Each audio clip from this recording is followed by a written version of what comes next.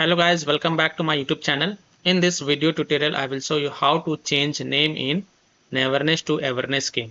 So first of all, launch the game, and when you are inside the game, press the escape button on your keyboard to bring up the menu, and then click on these three dots next to your profile, and then click on edit profile, and then again click on this three dot, and then click on change name.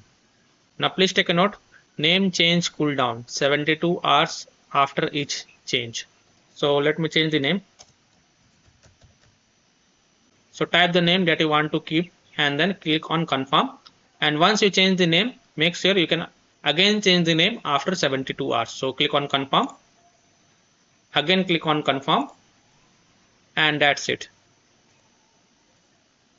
You can see my name has changed from Max to Maxfield. So I hope by following these steps you can easily change name in Neverness to Everness game. So that's all for this video.